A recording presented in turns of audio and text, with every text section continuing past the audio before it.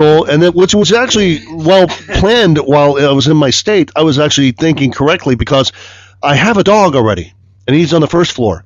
And I had the presence of mind of half of it to realize that if I left it on the bottom floor in the basement, on the first floor with my dog, they'd be barking all night. If I put it in, with one of them would eat the other one, And so I knew I would not get any sleep. So I left it on the third floor and tied it to my bedpost, as you do. Either that or at 2 o'clock in the morning, you'd hear the dog version laying in your on the first floor. I've been really trying, baby, trying to hold back. Okay, so I wake up and I have the poodle tied to the bedpost. It's just, as I call it, Saturday. So I had lost my office key at the same time. I had lost my bag. What was the poodle wearing, Mark? What was the poodle wearing? Something that used to be inside me? No! Does the poodle know where April Cash is? The poodle was wearing a Milky Chance. It's Milky Chance color. I'm like, I got to take this poodle to the office so I can figure out. You're the dog, by the way. This is all about you're the dog. That's the only reason I made up this whole story. This never happened. Yeah, it's all about never happened. And I was flirting with a woman that was a 4. Actually, don't say her name because she's actually not a 4. She's actually an 8 or 9. For the story, it's funnier if she's a 4.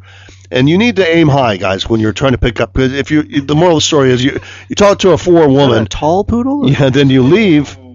And then you leave, you're going to end up with a poodle. So shoot for a 9 or 10. I said, my strategy is I'm going to take this poodle, leave it at the office until I figure out what happened, what I did.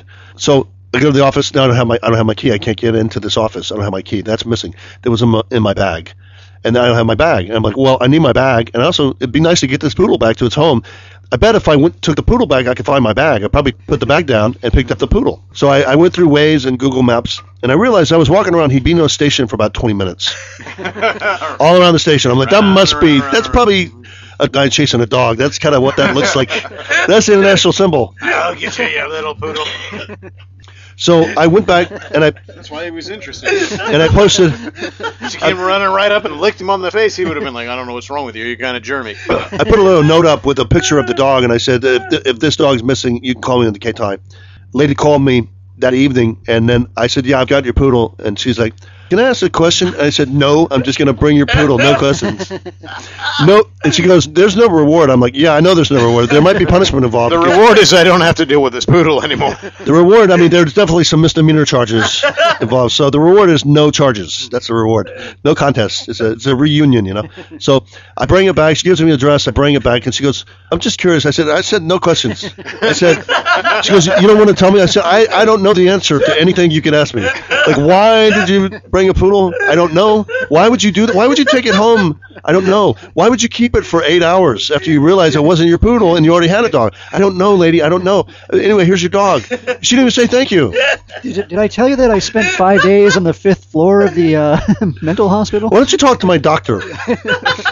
She just looked at me and she just kept staring at me, and she didn't stop staring until I turned the corner. Just like for the sketch artist, he comes back. My doctors didn't find my Andy Kaufman-esque jokes funny either for some reason. So I went home, and my wife had been up to the 3rd floor again, and she goes, where's your friend? I said, I thought you didn't want to ask any questions. She goes, I don't want to ever hear about that again. I said, yeah, it doesn't matter. I got an 8-minute bit out of it. Even if it's in Spanish. That's when we mentioned the poodle story that actually happened. And that's kind of a lesson. I think the lesson is not drink too much. That can't be it. What is the lesson? That's not it. The lesson is don't talk to a 6 or a 4, or you'll end up with a poodle. Talk to a 10, you'll end up with a 4, and hopefully a human. Hopefully. The lesson is you can never use that from one of your English lessons, but it's perfectly okay to use on a podcast. By the way, it was a male dog.